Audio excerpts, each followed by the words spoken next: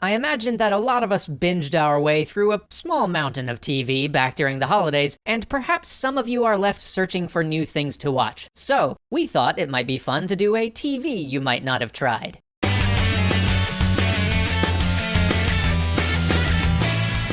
Like the games you might not have tried episodes, these recommendations are meant to be more on the obscure side, so there probably aren't going to be a lot of fan favorites on this list. And also, like usual, many of these entries may be flawed works, but there is still something about them that is mind-bending, interesting, or just different. So, let's jump right in. The river did come to me. Fortitude. Fortitude is Twin Peaks without the whimsy. Or rather, it's Twin Peaks meets X-Files on an Arctic island off of Norway, without the whimsy. And while Twin Peaks without the whimsy might sound like it's taking away one of the key pieces that makes Twin Peaks work, this show runs with it. If you're looking for a good mystery that doesn't hover around the same guy gets shot in a locked room premise that we have seen 1,000 times, this might be what you're looking for. 3%. Now, this show is newer than the other ones on this list, so with some luck, it will have become popular before this episode gets through our production pipeline. It's sort of like a Brazilian Hunger Games, but taken way more seriously. It does not pull as many punches or feel quite as formulaic as the Hunger Games films sometimes did. And it is made all the more powerful by being presented through the lens of Brazilian culture. James used to do a lot of work in Brazil, and he feels that this type of narrative carried so much more of a punch when combined with just a hint of that strange romanticization and trepidation that surrounds the favelas and favela culture. Whether or not you enjoyed the Hunger Games, if the premise struck you as interesting, 3% might be worth a look.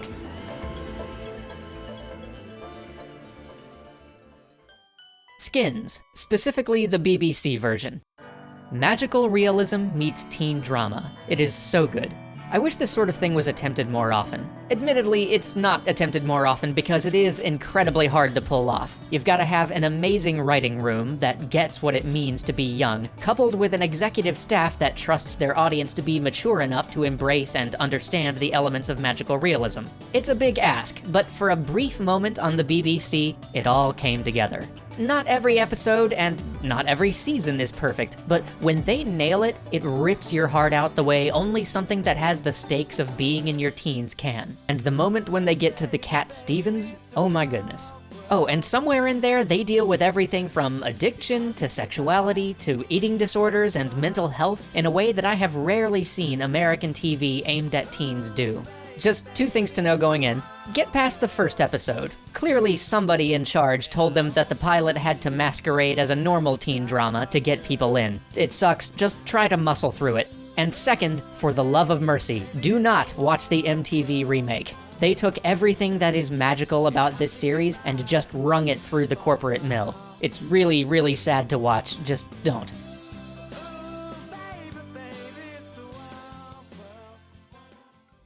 See that? It's gonna kill everyone. You, Me, and the Apocalypse.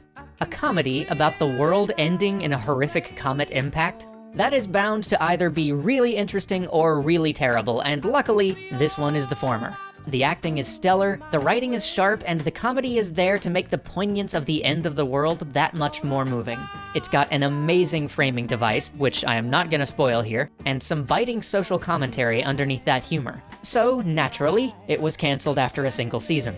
Don't worry though, as much as I would like to have seen this show continue, the cliffhanger they end on actually works pretty well. It feels almost like it could be an ending. Most of the questions and mysteries the show introduced are wrapped up, and you're left with an interesting plot thread to speculate about. It's good, just watch it anyway.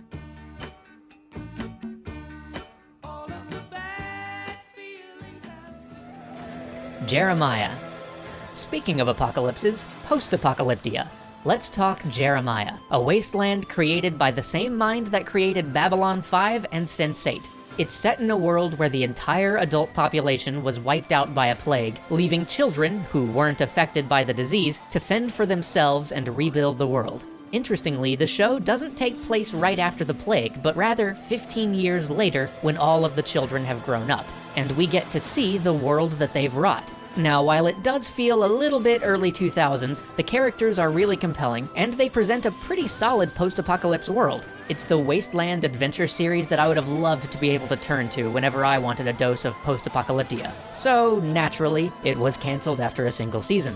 Well, okay, that's not exactly true. It was canceled partway through the second season when Showtime decided to veer away from sci-fi, which actually turns out to be a lot worse because the show just ends resolving practically nothing. It's really disappointing, but don't let that deter you from this trip through the waste.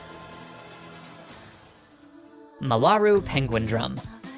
I am sure that we could easily do an anime you might not have tried episode. There's just so much of it. Maybe someday. But for now, I don't know how to even begin describing Penguindrum.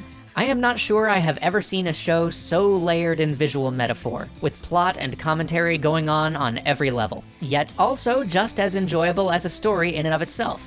It's one of those rare anime that doesn't shy away from magical and sci-fi elements, and yet somehow manages to focus on very human themes like loss and family and isolation. There are also penguins though. Adorable, adorable penguins.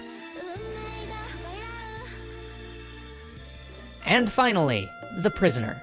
This is one of those shows so seminal that everybody's probably heard of it, but because it's not on one of the major streaming services, too few people have actually gotten to see it. And if you love genre television, you really should see it. It's a show that taught us that TV could be weird. It's referenced in The Matrix, Twin Peaks, basically anything by Alan Moore, The Invisibles, and things ranging from the new Battlestar Galactica to Fringe to Hercules. Just make sure that you get the 1960s version, not the remake. I know we don't usually do TV things, but I hope you all enjoyed that. Be seeing you.